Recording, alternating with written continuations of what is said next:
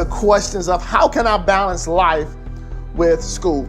Been out of school for a while and you want to continue to invest in yourself, I commend you for that. So here's my advice for you. It all comes down to, number one, your goal and your time commitment. Now we'll see here that your goal is that you want to finish school, and the time commitment, we will have to work on that. So here's what I would advise you to do. It's all based on calculation. I want you to take a piece of paper. I want you to really think about how much time you have. Everyone has 168 hours in a week. 24 hours in a day times 7 days a week, that's 168 hours. Now also, I want you to write down the number of hours that you potentially sleep a week. So to make this easy, let's say we have 7 days a week and we sleep about 7 to 8 hours a day, sometimes longer on the weekend. But let's round this number over to, let's say 60 hours, okay? 60 hours of sleep per week. Write that number down. So take 168 for the week, subtract 60 hours. That's now gonna leave you with 108 hours. 168 minus 60 hours of sleep. You're working a full-time job. How many hours do you work per week? How many hours are you actually there at your paid job? Now let's say you're a full-time employee, so you're working approximately 40 hours per week. Now take the 108 that you have left and subtract 40 hours from that. Now, based on my calculations, that's 68 hours left in your week. Now we have sleep accounted for, we have work accounted for. Now let's think about how many hours per week it takes you to travel back and forth to work. Now, I live in Atlanta and the commute is crazy here. So let's put an hour on the front end getting to work, an hour on the back end leaving work. That's 2 hours per day for 5 days. So let's take 10 hours. So now that is 58 hours left in the week. Now we haven't put in eating. So let's say we have breakfast, lunch, and dinner.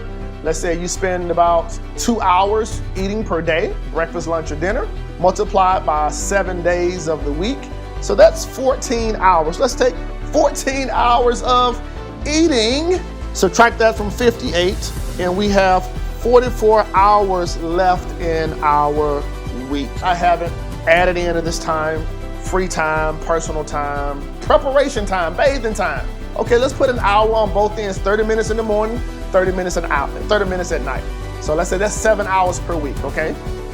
44 minus 7 hours for bathing and prepping, that is 37 hours left. Let's stay right there, 37 hours left. You have 6 classes left to finish. Each of those classes may be a 3-credit course.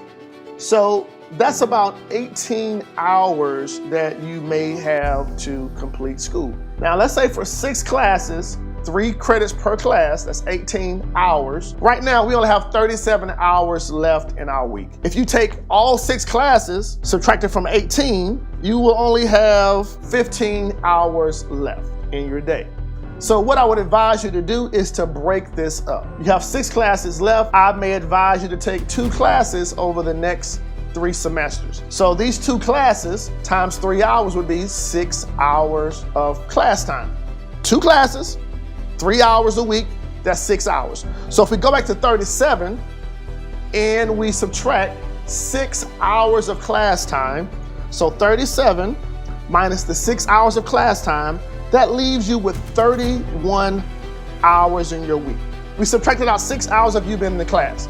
You should study about 2 hours for every hour you're in the classroom. So if you're in the classroom 6 hours, to be successful in that class, you need about 12 hours outside the classroom for studying. So from our 31 hours, let's subtract 12 hours. We subtract 12 from 31, we have 19 hours left for life.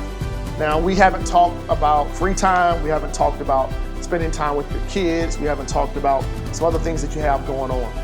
But it can be done.